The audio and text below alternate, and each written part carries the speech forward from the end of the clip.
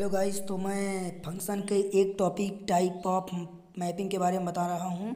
Type of mapping को हिंदी में कहते हैं कि प्रतिचित्रण के प्रकार।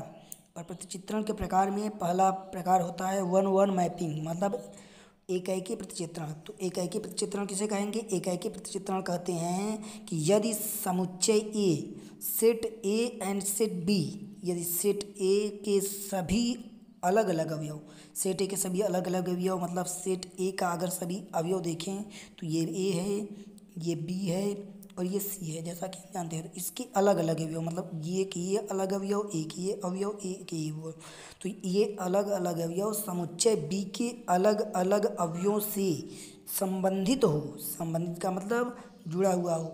तो अलग अलग अवयवों से जुड़ा हुआ हो, किसके? समुच्चय बी के।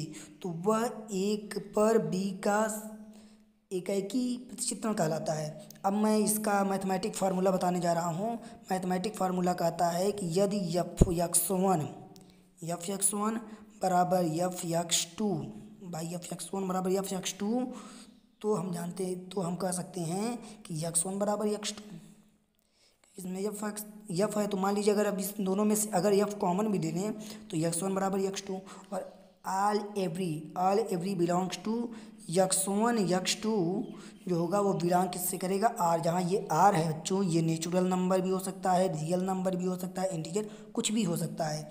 अब मैं नोट पॉइंट के बारे में बता रहा हूँ, जो कि अक्सर टीचर इस नोट पॉइंट को नहीं बताते हैं।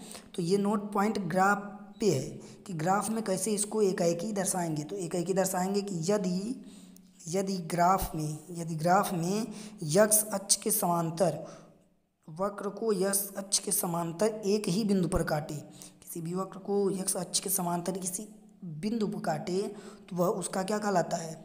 वह उसका एकाएकी कहलाता है।